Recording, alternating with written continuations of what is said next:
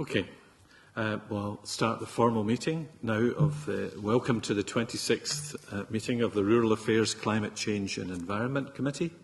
Members and the public should turn off their mobile phones and Blackberries, as leaving them in flight mode or on silent will affect the broadcasting system. We have no apologies today, and we move straight on to agenda item 1. This item is for the committee to consider 2 negative instruments on the crofting register as listed on the agenda, and I refer members to the paper S4 12-26-1. Members should note that no motions to annul have been received, and I want to find out if the committee is agreed that we pass these now. Are we all agreed? We are agreed. Thank you very much. We can now move on to agenda item 2 on the Common Fisheries Policy.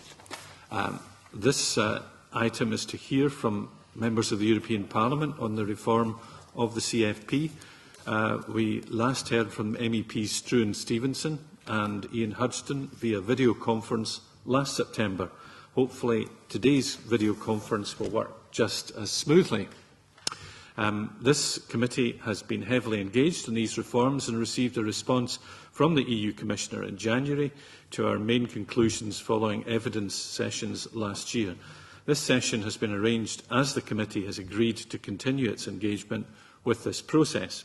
I remind members that because of the technical aspects of the video link, a delay may occur between members finishing their questions and the witnesses hearing them and responding equally. There will be a delay the other way round. Because we're using a video link, it's important that no one tries to speak over anyone else, and therefore members should speak only if I call them to do so, and should not try to interrupt a colleague or a witness, as they would affect our ability to hear the answers. We have allocated roughly an hour for the video link session, and I very much welcome Struan Stevenson MEP and Ian Hudson MEP to our committee meeting this morning. Good morning, gentlemen. Good morning. Good morning. I would introduce the committee members present so that you know who you'll be hearing questions from.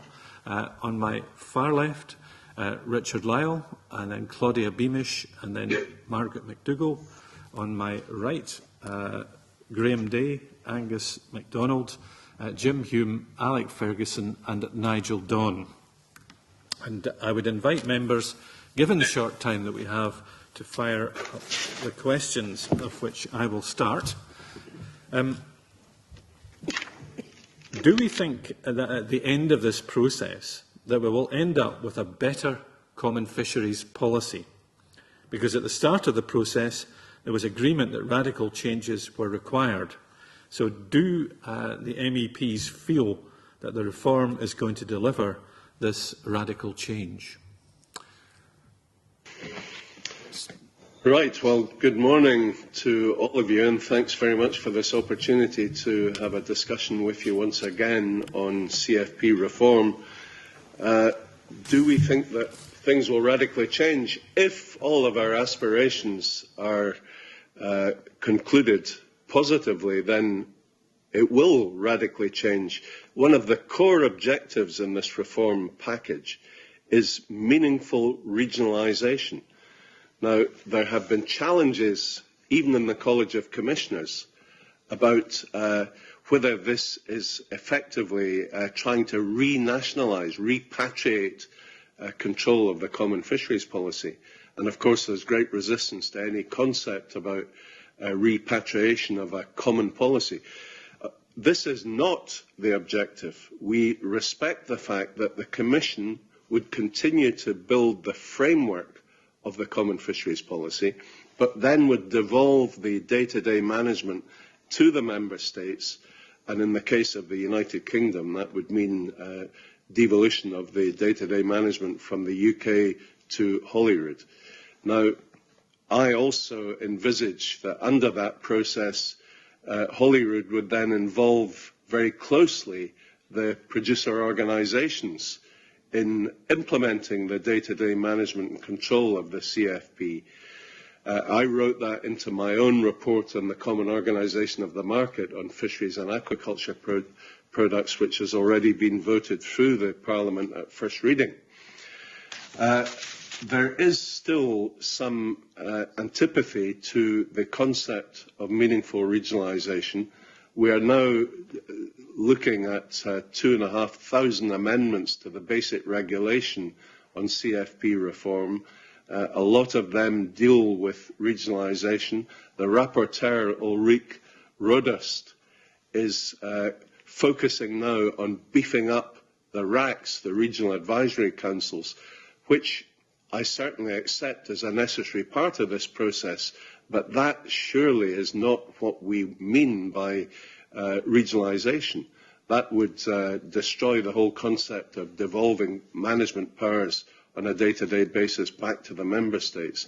So enforcement under this concept of regionalisation would still be the responsibility of the member states. Only if they failed in the proper enforcement of the CFP rules and regulations would the Commission be able to claw back control to Brussels. That would be the ultimate penalty if a member state failed. Ian. Thanks. Well, it doesn't seem like as long ago as September that we last had this opportunity, so I welcome it. Do I think that a new CFP will be an improvement? Well, I'm afraid it's too early to say. I think we still have the opportunity to make significant improvements, but there are some aspects of the way the process is shaping up in here through the drafting of compromise amendments to try to make sense of the some 2,600 amendments that have been tabled at committee stage. There are some worrying aspects, in my view, of how that process is shaping up, not least because a number of them, and if we have time and later I'd be happy to detail them, a number of the amendments, in fact, seek to go in the opposite direction from decentralisation, in my view. And these, of course, are only draft compromises at the moment that have been put together by representatives of each of the political groupings. And I've been at most of these meetings, but we still have to gauge the opinion of the wider Parliament through consultation now within the political groups, and the idea is that there would be another meeting of the shadow rapporteurs next Monday to assess whether any or all of these draft compromise amendments are likely to achieve a majority vote in committee. So we haven't even had a vote here yet on the substance, on the main regulation, which is the fundamental structure of the Common Fisheries Policy. That vote is scheduled at the moment for the 18th of December. Now, there is considerable scope for that date being postponed, in my view, because, not least because we have in front of us, I think it's 83 fairly lengthy and highly technical in some cases compromise amendments which have only been drafted in English, and I can imagine that some members will want to see them in their own language before they can be comfortable in agreeing to them, perhaps. So that's one just technical issue that may get in the way of our timetable for a start. But you know, I'll pause for the moment, Convener, but as I said, I'm only too happy to itemise some serious concerns that I have about the compromise issues, one of which, and following up to what Struan was saying there about the opportunity for decentralisation or regionalisation, whatever we end up calling it. I mean, I favour decentralisation max, so to speak. But one of the compromise amendments states that member states may be empowered to work on a regional basis with each other. Now, I have amendments down which seek to change that little word may to shall. Member states shall be empowered to work on a regional basis. Now, there's a very, very significant difference just in that little word, because if the ultimate outcome was to be member states may be empowered, then in my view that leaves the onus 100% upon the European Commission to decide whether any proposal would in fact seek to empower the member states. And we know that there is a certain amount of resistance to that. So, you know, just one little word has a huge legal potential and political importance.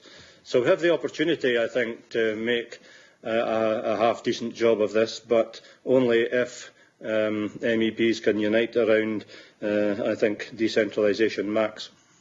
Convener, could I just Certainly. add something on what Ian was saying about the timetable? Because if we fail to vote on the compromise amendments on the 18th of December and push back the vote possibly to January or February, that means the vote in plenary in Strasbourg will not take place until perhaps April or May next year. And that means we have then only a limited number of months left to achieve second reading before the end of 2014. If we slip into, before the end of 2013, if we slip into 2014, of course we have the next elections for the European Parliament in June 2014 and the appointment of a new Commission, and we have no legal basis for rolling over the European Maritime Fisheries Fund as of 1st January 2014. We'd have to have emergency measures to roll over the current European Fisheries Fund, the EFF, with all the implications therein.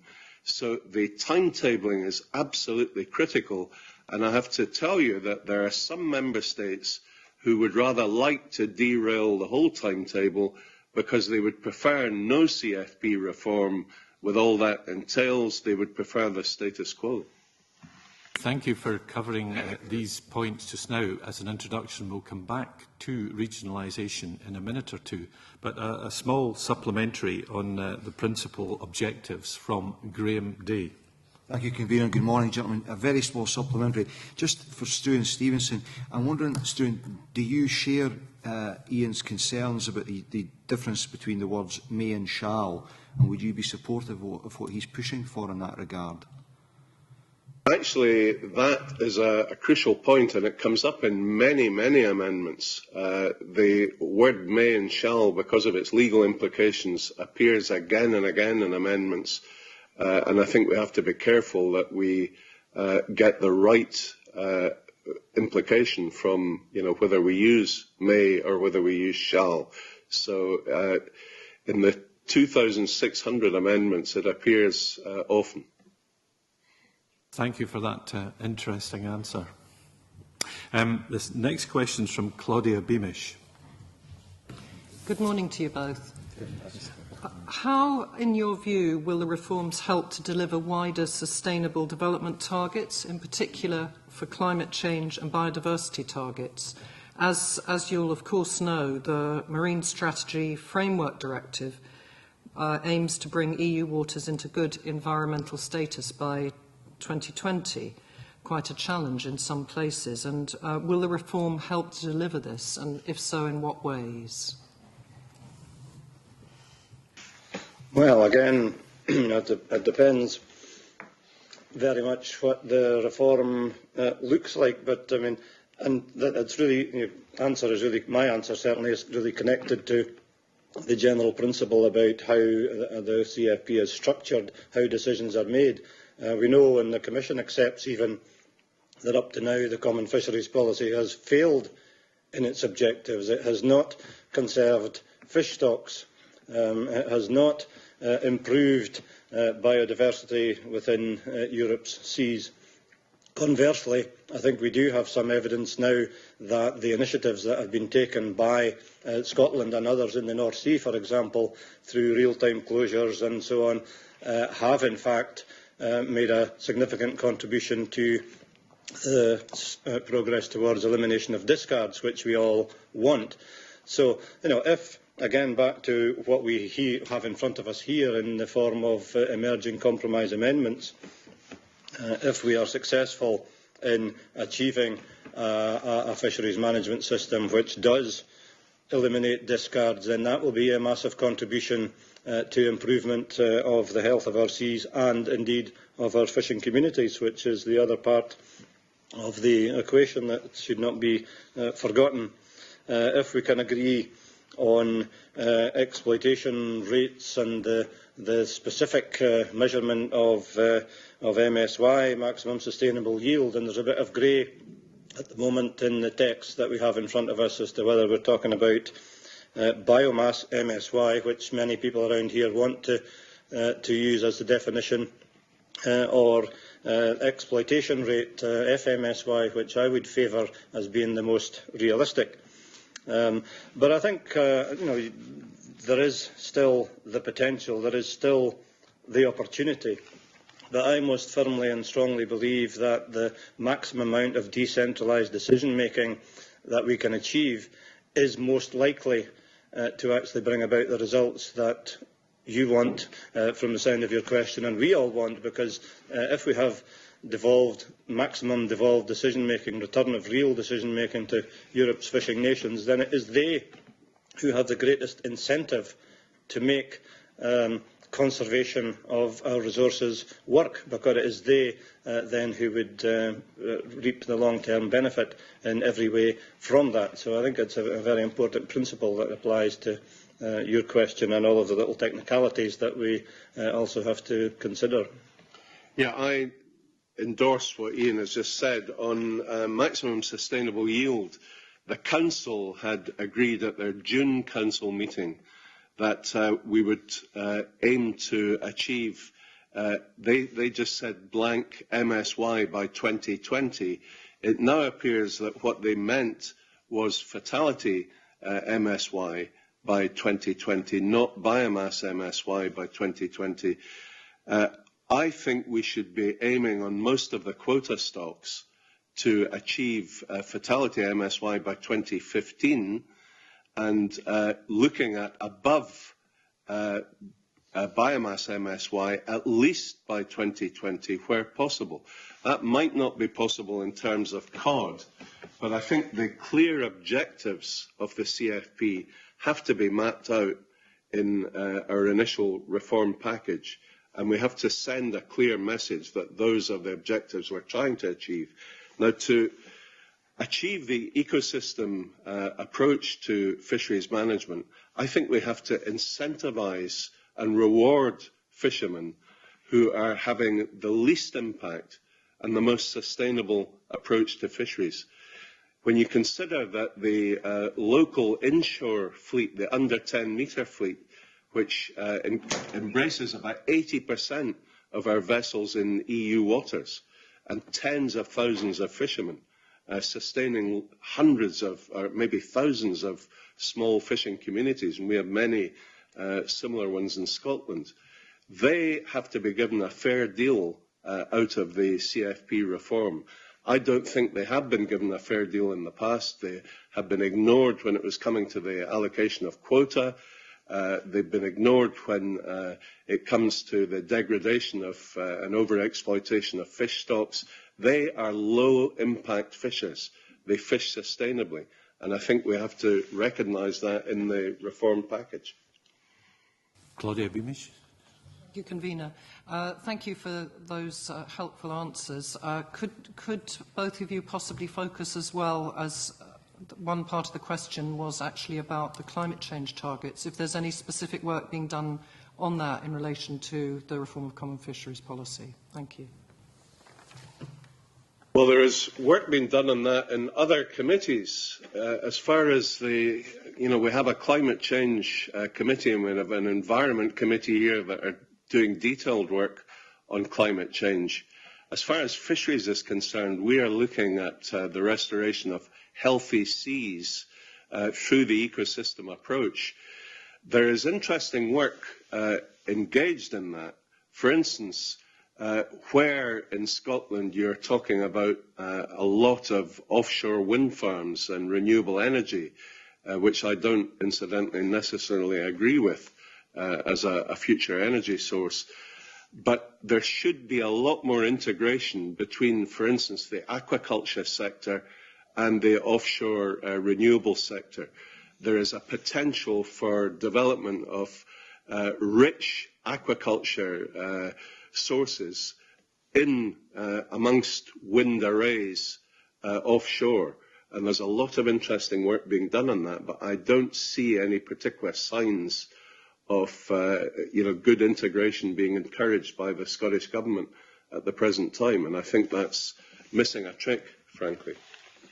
I think that there are some direct issues in terms of climate change, such as in looking at how to minimise fuel consumption by fishing vessels, for example, and to improve fuel efficiency. Many of our vessels are elderly, and their engines are elderly, and they're not particularly efficient in that sense. But also some of the management arrangements, including the potential effect of some of the stuff that we have in front of us about, for example, mandatory closed areas, which potentially would force vessels to steam considerably further to an area in which they were allowed to fish.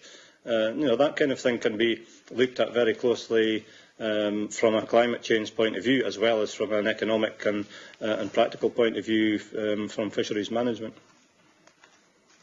I think we can be sure that the Marine Scotland management plans for our offshore areas will develop in a fashion which allows for more integration in the areas which Struan Stevenson talked about there. But to return to the fishing as such, do you agree with the Scottish Government's position that 2020 would be a better date for implementing MSY in the case of some stocks, and what position do you think that European Parliament is likely to take on this issue? Well, this is what I touched upon. We have to be clear if we're talking about fatality MSY, FMSY, exploitation rates, or biomass MSY. There's a considerable difference, as you know, between the two. I think it's achievable. Now, we've been given a very clear example recently of the Barents Sea cod stocks, albeit the cod stocks in the Barents Sea, which is Norway's main source of cod, it's a clean fishery, it's not a mixed fishery. But 10 years ago, the biomass, which was estimated to have fallen to 250,000 tonnes, when ICES claimed that 500,000 tonnes was the safe biomass level, that has now risen to 2 million tonnes because they achieved above MSY on their exploitation of cod in the Barents Sea. It means now that ICES have increased the TAC for this year to 500,000 tonnes, and fishermen are making a considerable killing, with the sale of cod. So it is achievable. What worries me is if we are trying to set hard and fast rules for above MSY on all quota stocks in a mixed fishery like the North Sea, you will end up with cod as a choke species. All of the other species, you may achieve MSY by 2020, but I can't see it happening with cod. And that means you would then have to apply really severe restrictions on the fishing of haddock, whiting, plaice, because people are catching the occasional cod. That is a situation we don't want to get into, and we have to find some way of finessing the wording in the reform package to avoid cod becoming a choke species. The magic words were included, I think, in part of Struan's comment there, where possible. And I certainly think that we, of course, we need to be setting targets and meaning to achieve targets, but we have to accept that where possible needs to be included. And I make it very clear that for me, it's FMSY that we should be talking about, because biomass can be and is affected by a whole host of circumstances other than fishing. And the only thing that a fisheries management regime can do is control the fishing.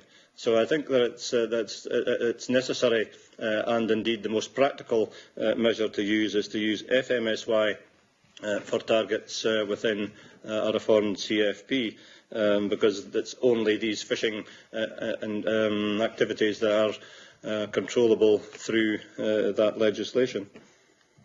Thank you. Just before we move back to regionalisation, the closing of areas for fishing was an issue which Angus MacDonald wished to raise. Yes, thank you, Convener. Good morning, Mr Stevenson. Good morning, Mr Hudson. As we know, Ulrich Rodust proposes an additional measure which was not included in the Commission's proposal. A number of the amendments are deeply concerning. However, to me the most concerning, in my view, is Amendment 15, which requires Member States to close 10 to 20% of their territorial waters to all fishing activities for at least 5 years. Now, the amendment seems quite ambiguous. It could mean potentially closing down waters out to the 200-mile limit. Coastal waters would be closed with no regard to evidence, and such a move would have a devastating effect on Scottish coastal communities and small-scale boats in particular. I'd be curious to know your views on this proposal, and do you think it's likely to be included in the European Parliament's final opinion? And would you agree also that, for the sake of our coastal communities, it's imperative that this amendment is rejected? Yeah, this is a terrifying proposal, which it seems it came from an Italian and a Greek socialist. The Italian socialist is a vice chairman of the committee, Guido Milana, and Kriton Arsenis. The two of them have persuaded Ulrika Rodust, who's also in their political family, to put forward this amendment, and they've been lobbying hard on it. I have to say their pleas have been falling on deaf ears amongst most of the people I've met in the Fisheries Committee. I think there is a general horror at the concept of this. Their argument is, with the existence of marine protected areas already in many member states' waters, that would be taken into account, and most member states would already find that they have achieved about 10%. But I mean, it's a completely ludicrous and arbitrary figure. And in any case, I think that MPAs should always be a bottom-up approach and not a top-down approach. You shouldn't apply a 10% figure and say close all these waters.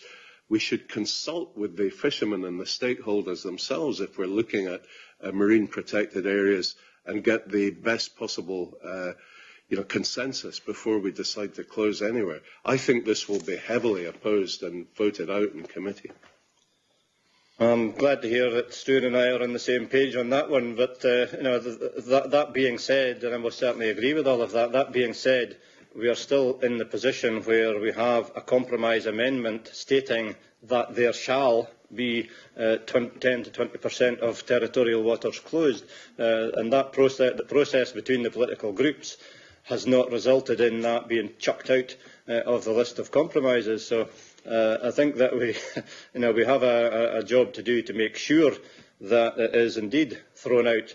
And if the only option is to vote against a compromise, then I will certainly hope that there will be a rally round of the political groups to make sure that that happens, because it's a ludicrous idea from the point of view of, again, of regionalisation.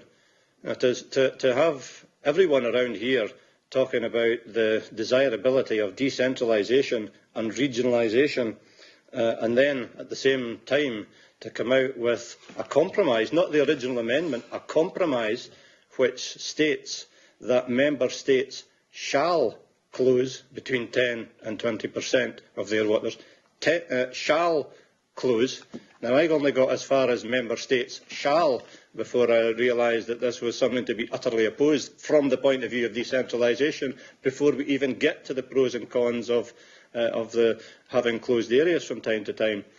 Now, no one is saying, and I'm certainly not saying that we may not ever need to have closed areas. We have indeed been pioneering in Scotland real-time closures, which is the proper way to deal with these matters, so that fishing nations themselves can decide why an area needs to be closed, for how long, and can decide when it would be reopened again. And this compromise amendment carries forward the text of the original, which says these may not be revisited for 5 years. And if there is a proposal to reopen a part of this closed area, then an equivalent part has to be closed in its stead. So it is completely ridiculous, simply from the point of view of regionalisation, the exact opposite direction. And I'm a little concerned, no, more than a little concerned, that after 8 weeks or so of negotiations between the political groups, that we still have it on the table, billed as a compromise, and the groups being invited to agree to it. So I hope that the groups will throw it out next Monday, or make it very clear next Monday that it will be thrown out when we get to the vote in committee. Further on regionalisation, Alec Ferguson would like to start the questions. Thank you, Convener. Good morning, gentlemen. It's nice to have you back with the committee again. Unlike the proposal to have closed areas, the proposals on regionalisation were part of the Commission's original proposals, and they've been broadly supported by, as the process has continued, particularly by the rapporteur and indeed by a report that the European Parliament agreed last September, which I understand also broadly accepted the principle of regionalisation. Now, the picture that you've given us so far would suggest that we're looking at a considerable degree of compromise, particularly given the time pressures that Struan you alluded to. And none of that would suggest to me that we are going to get the fairly radical outcome that we had all hoped this might produce when we originally spoke about this a year ago. Struan has already prophesied what the outcome might be on the committee as far as closed areas is concerned. I wonder if I could ask you to prophesy again on where you think the committee will come to on regionalisation, and whether it is likely to deliver a radical solution, or whether we're likely to get wrapped up in so much compromise that it will be almost meaningless. Well, the problem with regionalisation and the antagonism towards it from some member states in the Council, and also from some commissioners within the College of Commissioners, is because they have the concept that if you start giving back powers, sovereignty, that you have taken to the centre, you start giving it back on common policies like the common fisheries policy, back to the member states, the next thing they will be asking for it on the CAP if you've given it away in the CFP. Now, as you know, the proposed EMFF, the budget, amounts to €900 million per year for 7 years. Compare that to the €52 billion per year for the CAP, and you begin to see the imbalance between the two, and why some commissioners and some member states are petrified that meaningful regionalisation would suddenly be demanded by the member states, and they would start trying to claw back all power over farming. France immediately jumps to mind as one of the key member states that has that core concern. So there is a lot of opposition. Britain is fighting very hard, and I think Richard Benyon, Richard Lochhead together are fighting very hard for this in the Council, but they sometimes have very few allies. And now, because there is mounting pressure, now there are some of these proposals afoot to try to derail the timetable. Ian mentioned at the beginning with some of the shadow rapporteurs demanding that the 2,500 amendments to the basic regulation be translated into all the 23 working languages. That would delay the whole process by another 2 months at least. And, that is part of a deliberate ploy, I think, to try to slow down the whole process, to knock it off the timetable, in order that the status quo can be maintained. If we end up with a new Commission and a new Parliament, we are basically in 2014 back to square one if we have not implemented a reformed CFP by that time. And this is our once-in-a-generation chance. Once in every 10 years, we get the chance to have a meaningful reform.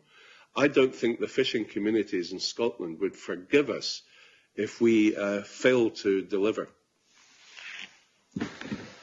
I would like to think that we still have a chance of delivering something significantly improved, but compromise is inevitable, and the nature of the decision-making process underlines the fundamental flaw of the common fisheries policy, namely that it's so difficult to get a compromise amongst widely differing interests between fishing nations who have direct sea fishing interests, let alone allowing for the input of landlocked states who don't have any and whose votes are up for auction effectively now in here as well through co-decision as well as in the Council.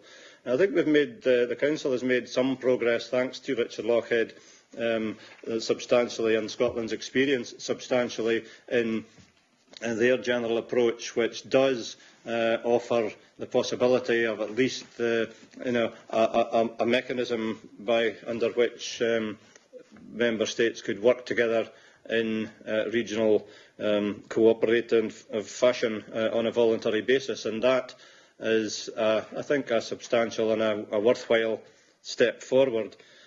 But in here we still have, as I said at the outset, everyone claiming to be in favour of decentralisation, but having a huge range of opinions as to which parts should be decentralised, at what point and how far, and so on, for all kinds of complicated reasons, and some, I think, fundamentally misunderstood understandings about where we seek to go here. What I would want to do would be to ensure, as I said earlier, that member states should and shall be empowered to work together in logical sea basins, because they are most likely to make a decent job of the conservation of the resource. And that's what we should be trying to do, and I hope that we will all be trying to do, is to bring about change towards a system that might actually work, and not artificially protect a system just because we don't, or some people don't want to upset the centralised, treaty-based way of doing things around here. The CFP over the years has evolved from originally within the CAP. When it was started, the reason for having a CFP was to regulate the market and provide for the food market and the use of the resource, but somehow it's been allowed to evolve into something that manages the harvesting rights, which is not what the CAP does.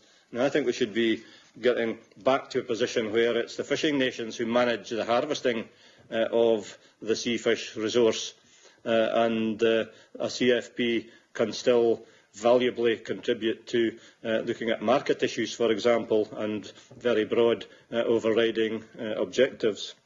But I fear that we won't get as far as I would like in this reform from some of the looking again at some of the compromises in front of us. Thank you, gentlemen, for that answer. In your introductory remarks, I think it was Ian that mentioned that there are some people who are talking up and beefing up the whole question of RACs, Regional Advisory Committees, as part of this discussion. When we spoke a year ago, you two had slightly differing views on the efficacy that RACs would bring to the process. And I wonder whether I could ask whether you are now more in agreement about the usefulness or otherwise of RACs, and also broadly whether you're both in broad agreement about the way forward on regionalisation.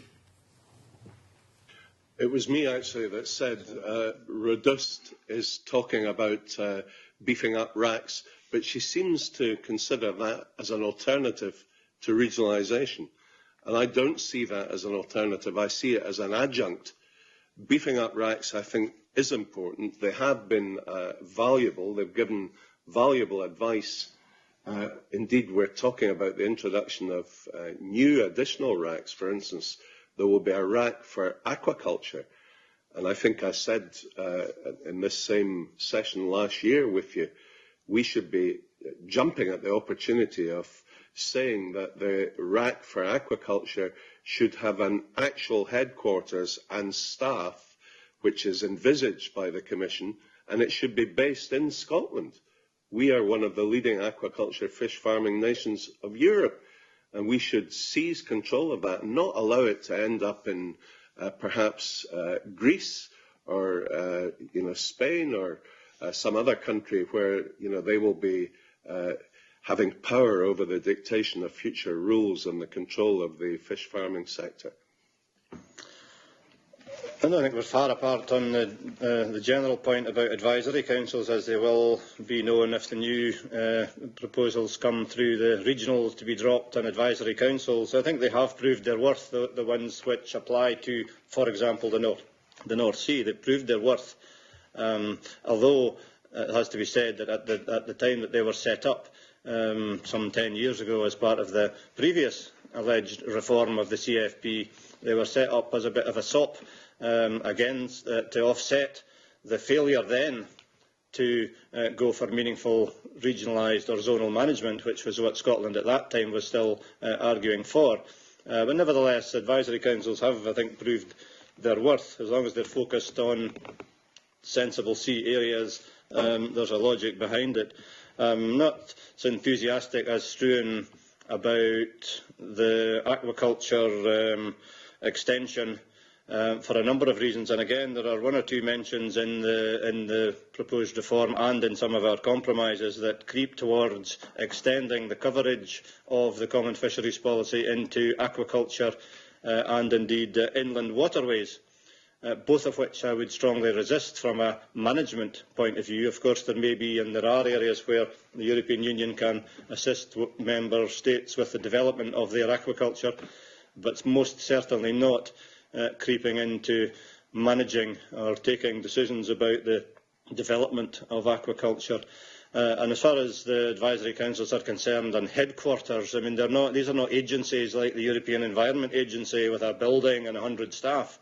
I think the North Sea RAC has been headquartered administratively in Aberdeen since it was set up, and that's fine if we can service any other advisory councils on that basis, but it's not a massive headquarters to be achieved. It's a couple of people to do the secretariat, while the office bearers might be based all around Europe. So I don't think that's such a big thing, and it most certainly isn't worth going for while allowing a creep of CFP control to come into aquaculture. Claudia Beamish. Thank you, Convener. Could I just take us perhaps into the detail of the complex issue of regionalisation, of which I'm a strong supporter, and just ask about if the multi-annual plans are featuring at all in your discussions, and whether, if we go towards the regionalisation, whether these will be able to have clear deadlines set, which might give some confidence in the process of coalitions of the willing with the member states in relation to the mixed fisheries that we're all having to work out. Well, you've hit on one of the most controversial aspects of the whole reform package. For the past 3 years, the Council have blocked multi-annual plans on fisheries agreements. First of all, we had Pat the Coke Gallagher from Ireland. His multi-annual plan on Atlantic horse mackerel has been blocked. Then we had my own multi-annual plan on west of Scotland herring has been blocked at first reading by the Council. And the basis for this logjam is the Lisbon Treaty and the Council's interpretation of Parliament's role in co-decision process under the Lisbon Treaty. Basically, the Council do not believe that Parliament should have any role at all in multi-annual plans, and that this is entirely a matter for the Council. The Commission legal services and the Parliament legal services are united in our interpretation that we should have a role, that the treaty is quite clear in giving us that legal basis. And now even the legal services of the Council have agreed with us. And it's only the ministers themselves, and I think they are largely being led by the nose by the officials in the working groups, who are digging in their heels and saying Parliament shouldn't be given this role. I think, Ian, you attended a coordinators meeting yesterday on this, so maybe you could bring them up to date. Well, I mean, I think that, this is just ridiculous that we're having interinstitutional spats about this kind of thing. but I mean, it does arise from the Lisbon Treaty, which simply states that there shall be exclusive competence to the EU over the conservation of marine biological resources under the CFP. Now, ask any lawyer or any number of lawyers and you get different interpretations of exactly which parts of the process are covered by that, and that's why we've got this problem based upon the Commission's reluctance to give up much of its power, and indeed a bit of that on the part of the Council too. So we're trying to work through that logjam at the moment, but I hope that we can do that without this body demanding too much of a role, frankly, under co-decision on the detail of multi-annual planning, because it's fine that we should have an input into the overarching concepts and objectives for as long as we're stuck with this particular treaty obligation at any rate, but most certainly not getting involved in the technical measures details that go with planning, so that every time there needs to be an adjustment to a technical measure because it isn't working anymore, there has to be another full co-decision process. I hope that we're not sticking on that kind of point. I think that we need to get back to sensibility here and look at overarching objectives under co-decision, and then comes in regionalisation. Let the fishing nations around the North Sea, as a good example, get on with deciding exactly how to meet the objectives of a multi-annual plan. And of course, multi-annual planning is still relatively new under the CFP, and it seems obvious to most people that multi-annual planning is a good idea, rather than staggering from year to year, not knowing what next year's fishing opportunities are going to be like. I think, Convener, that multi-annual plans are absolutely essential for the success of the reform of the Common Fisheries Policy. We cannot allow this logjam to go on, nor can we allow the whole thing to end up in the European courts, or that plays into the whole timetable derailing agenda.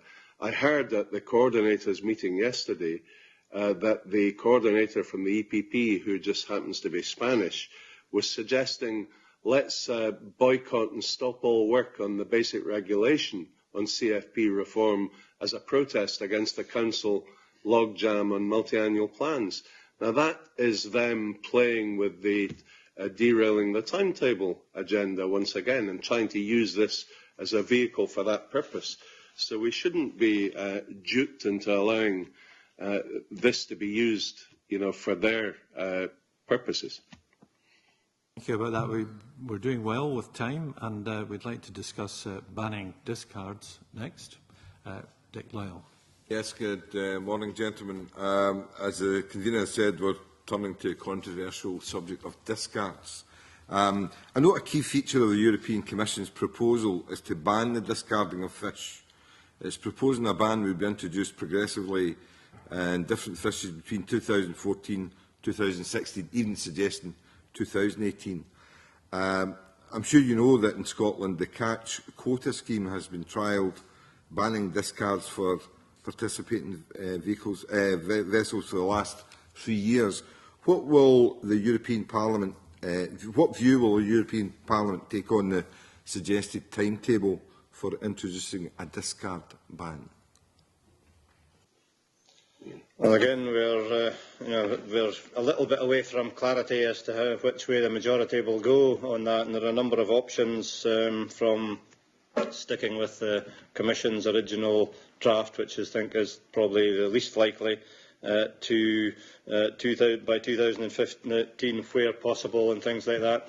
But I think we need to be clear, in my view, about what we're talking about and about bringing in practicality, because it would be very easy to vote for a ban by a particular date and just say that's it.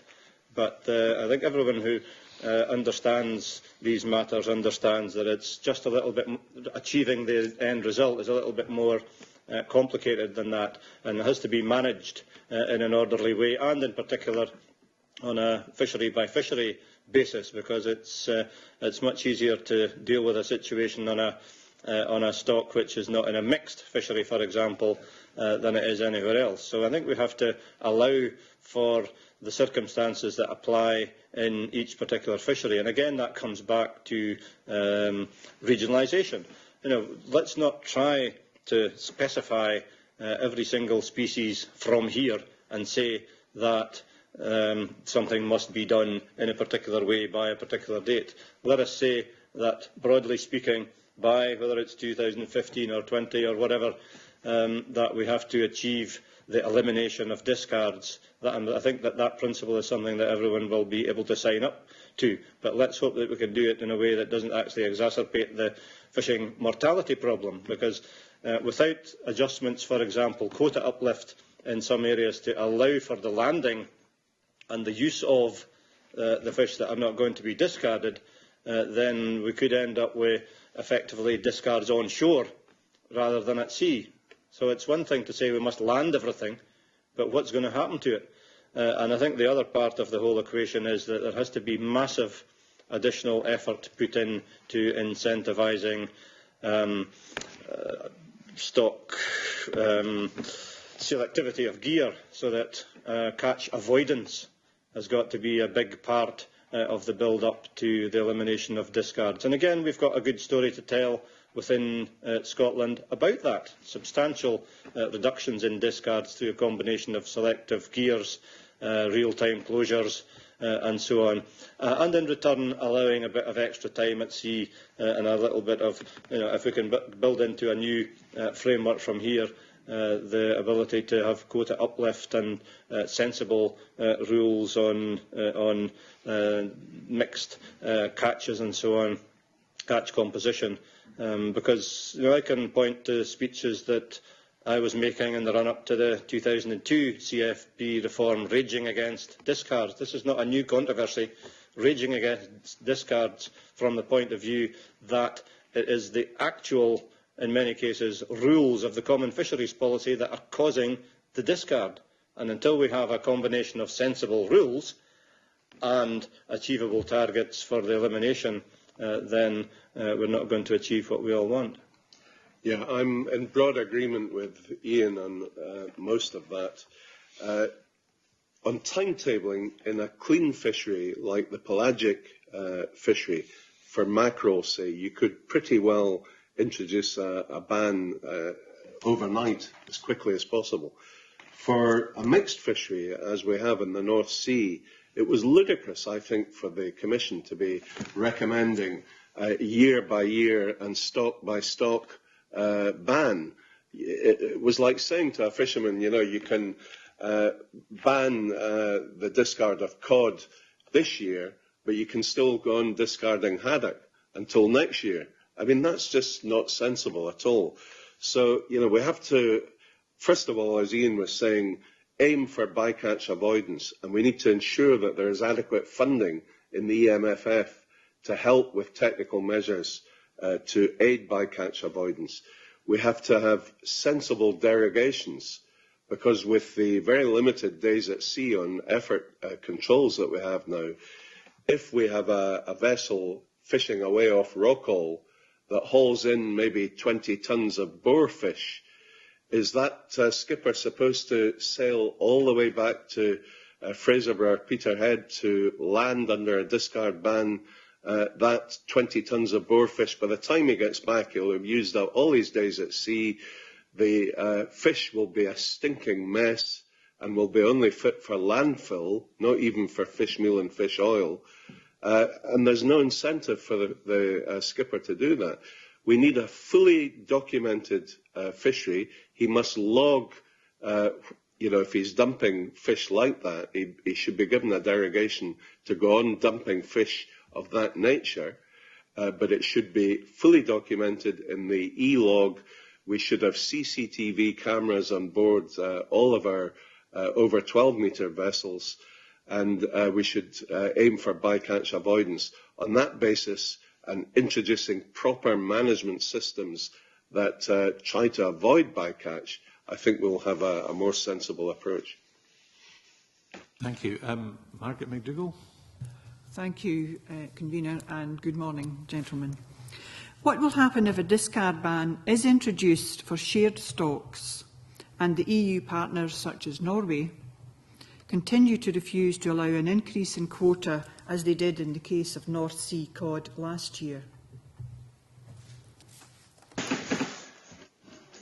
Well, it's very interesting on an annual basis that before the EU Council in December can finalise its decisions about fishing opportunities allocated to EU member states, there has to be an agreement between the EU and Norway. Effectively, what that means is that Norway has more influence, or has had more influence to date, on European fisheries management than Scotland has, frankly, because they, of course, have a negotiating hand for their entire area of sea, and we have some mutual interests, and there has been, over the years, the opportunity to agree with Norway on exchanges and access to waters and so on.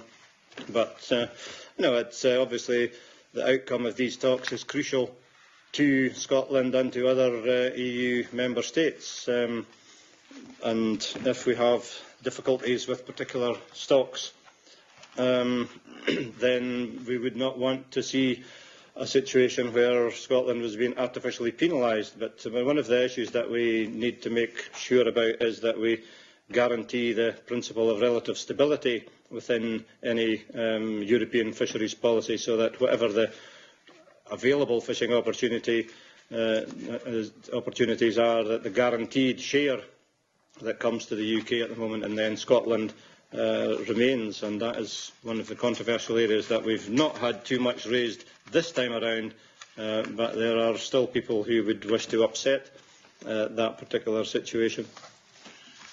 I've just had a long email from a skipper complaining about the unfair swaps that are done with Norway every year, leaving our Scottish offshore vessels at a disadvantage. I've got a two-page, I just got it this morning, a two-page email sent straight from his boat complaining bitterly about the current situation. I think we need to revisit the annual negotiations we have with Norway and make sure that we have a level playing field. I don't think it is working to our benefit right now. Is there a timetable for that, for these discussions with Norway, or is it as and when? Or? Well, there's an annual negotiation with Norway over shared stocks, but it's not part of the CFP reform. I mean, it's an ongoing issue that we have with all coastal states that surround the EU. Due then? And Sorry. Sorry?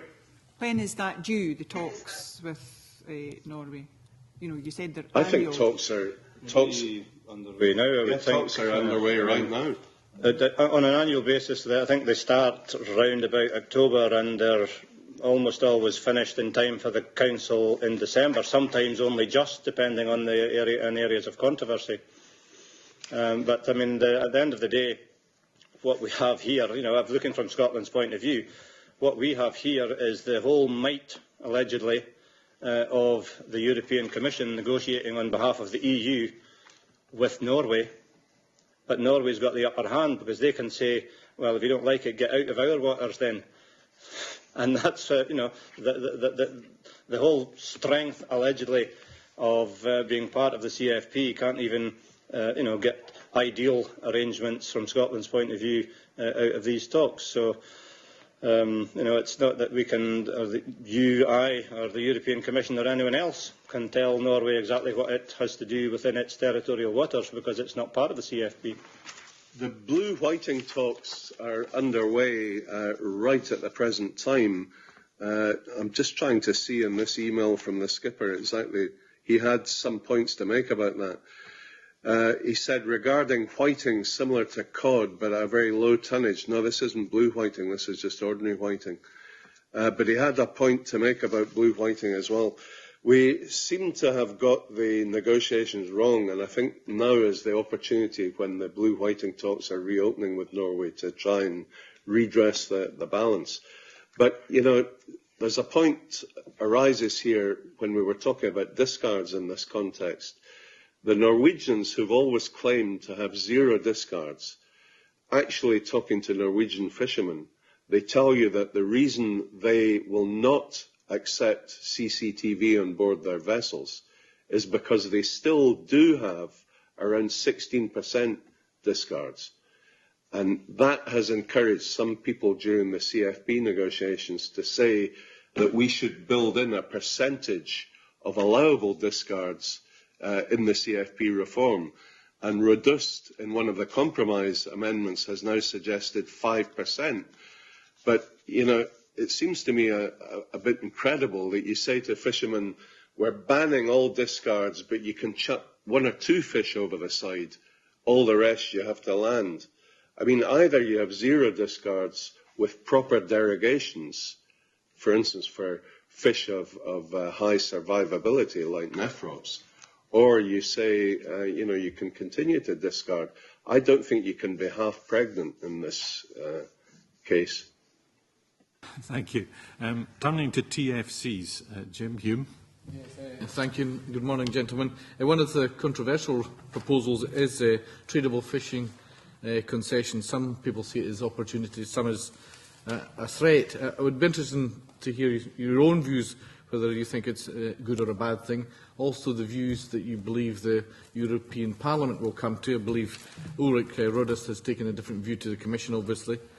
And also be interested in what you think the implications may be for Scotland regarding TFCs. Well, on TFCs, it would be disastrous, undesirable, any number of possible adjectives.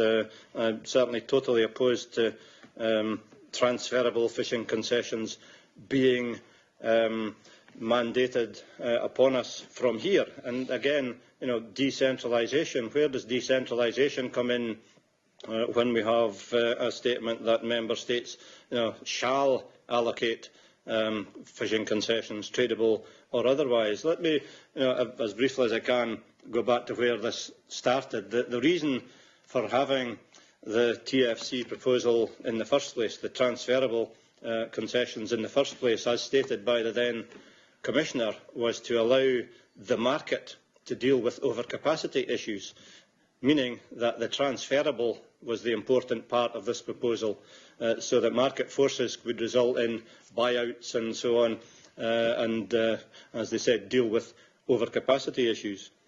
Now, there's no support or insufficient support for TFCs, transferable concessions, in the Council, we know, and the Rodust's proposed compromise here also loses the T from TFCs, but still attempts to put together a compromise saying that member states shall set up a system of fishing concessions. Now, I'm against that on the grounds that it's not decentralisation, it is standardisation from the centre.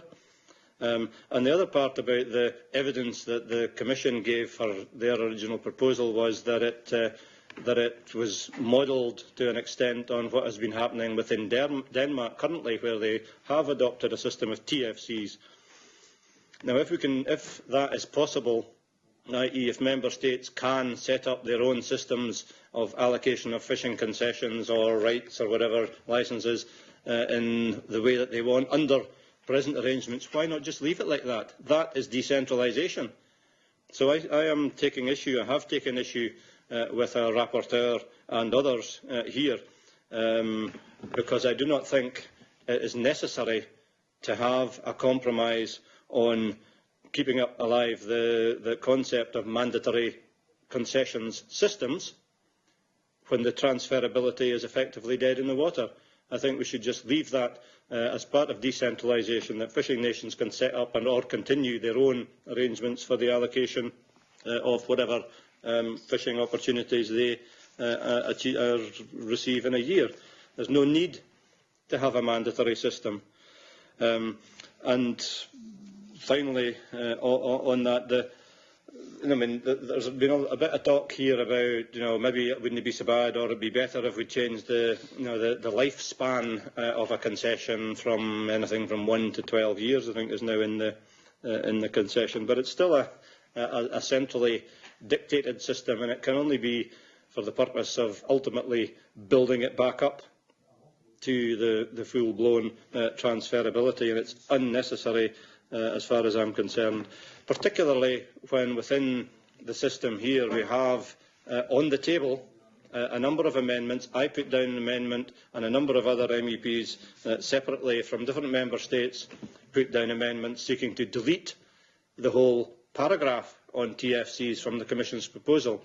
Now, procedurally speaking, I'll be asking colleagues here to support the process by which these amendments to delete should take precedence over a compromise, because if we delete the proposal in the first place, then we don't need to have a compromise, and we certainly shouldn't be saying just because a proposal was made by the Commission we have to somehow concoct some kind of compromise which maintains the mandatory nature of the system being dictated from here.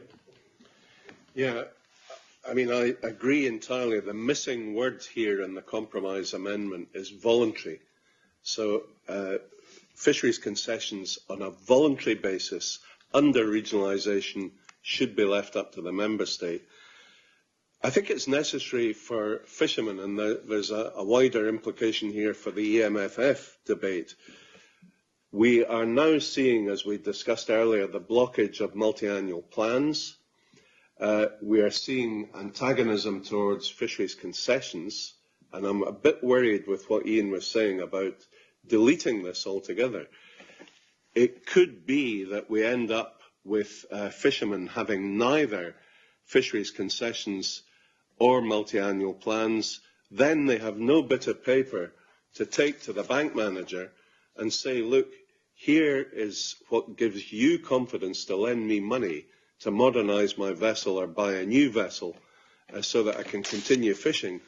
And in the absence of those bits of paper, giving at least a 10-year fishery concession on a voluntary basis, under the terms of the member state, or a multi-annual plan, you're going to have demands from some member states, and this is already evident, for the reintroduction of subsidised new build, so that the MFF is then used for building new fishing vessels or modernising old ones. The French rapporteur of the EMFF, Alain Cadec, is strongly advocating the reintroduction of subsidised building of new fishing vessels, which would be catastrophic. You would see most of the EMF, which is pretty limited in funding anyway, disappearing into rebuilding the French and Spanish fleet, while we would be reluctant in Britain as ever to co-finance any access to that. And then we'd have no money left for better science, for technical measures to help bycatch avoidance with a discards ban, and for all these other things. So for that reason, I think fisheries concessions on a voluntary basis left up to the member states are a practical way forward. But I think the current system of annual swaps is working perfectly well and should continue as well. Jim Hume again. Thank you. You've both made your own views very clear on tradable fishing concessions, but I wonder if you could look into that crystal ball again for us and for one thing, tell us what you think the European Parliament's view will be on tradable fishing concessions. That would be useful. Well, I think the Spanish and French would love to have TFCs or even the old ITQs, international tradable concessions, where I spoke to the head of Pesca Nova in Vigo in Spain 2 years ago, and he told me then, of course my company would come and buy up all the quota in the whole of Scotland and all the licences that go with it. And I said, but then, once you've taken over our fleet, you will land all your catches from the North Sea back in Vigo. And he said, well, it's a free market. Aren't you a conservative? Don't you believe in that? But that's exactly the problem that we have. And that's why we must make sure that we don't end up with ITQs or TFCs looking into the crystal ball. I think we've got a big fight in our hands here. I think we need to be gathering allies around us We need to be looking to our close friends in Ireland, but getting a lot more allies so we have an actual majority in the Council.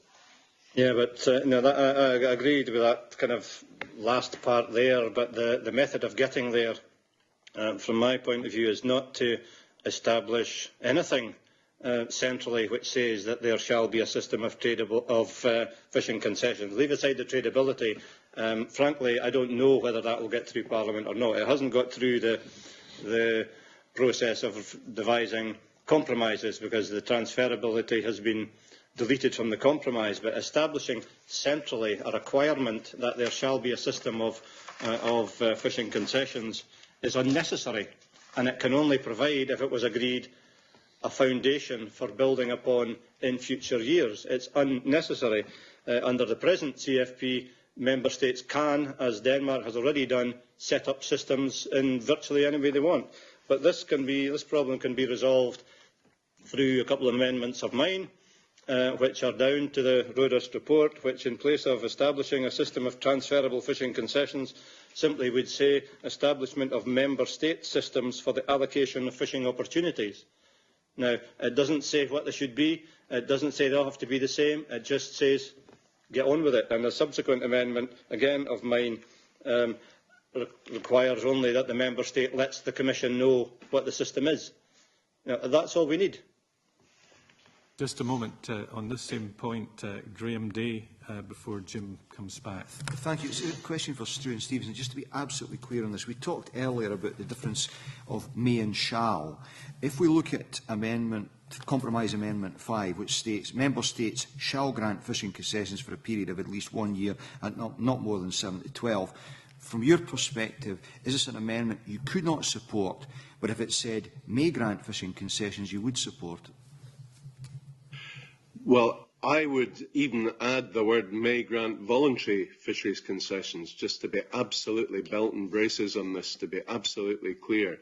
There is no way I want a mandatory system, and I agree entirely with Ian on that.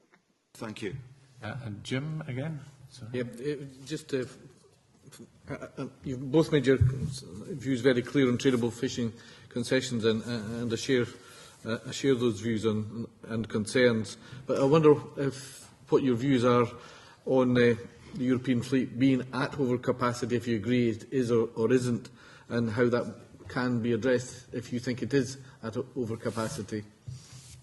Yeah, I mean, it's a very pertinent question in the wake of what we've just discussed, because Damanaki introduced the whole concept in the Commission proposal of TFCs to try to deal with fleet overcapacity. And of course, that's a wrong approach to dealing with fleet overcapacity. We don't even have a clear idea how fleet overcapacity shapes out.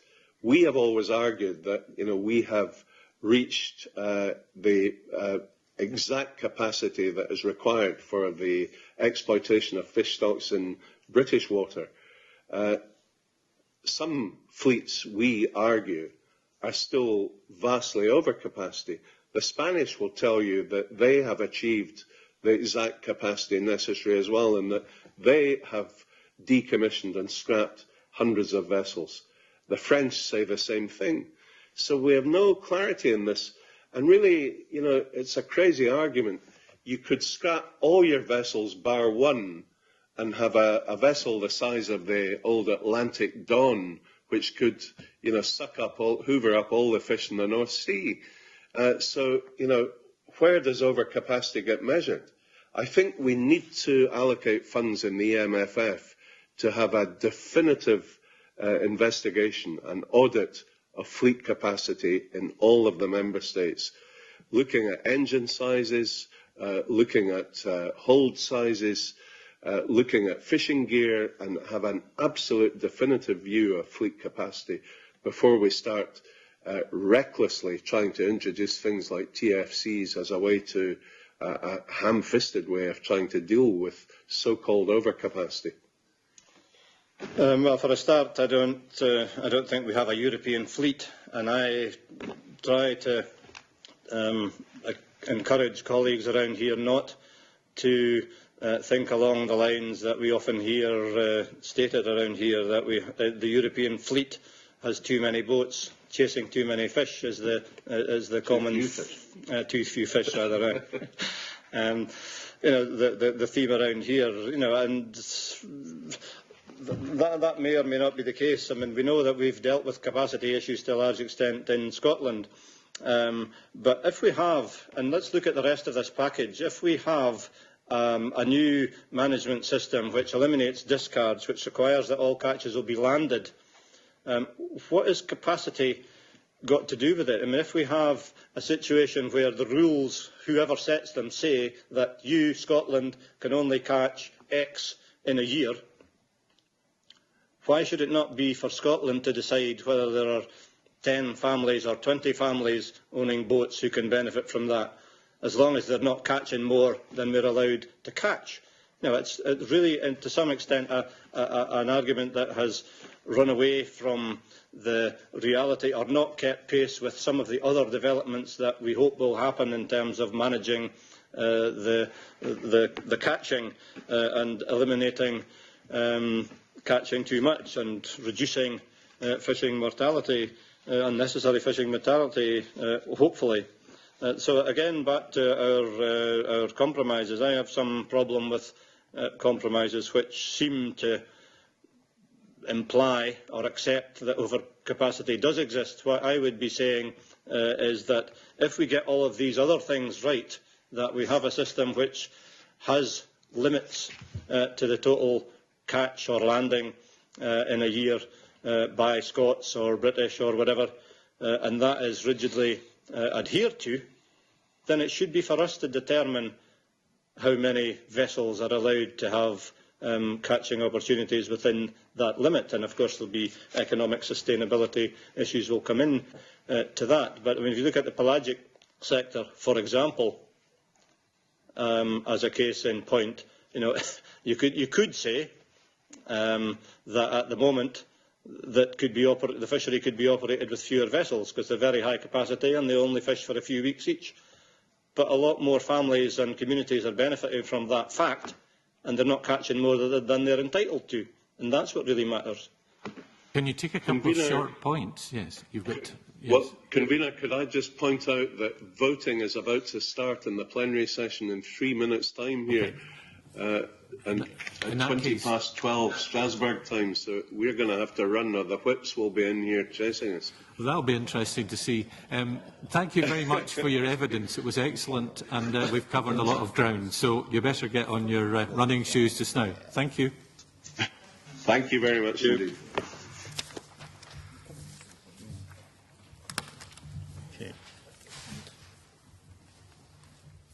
Okay. We come to the close of the formal meeting just now, and I would point out to members that we will be meeting on the 28th of November to take evidence on the Aquaculture and Fisheries Scotland Bill by hearing from the Bill team. Okay.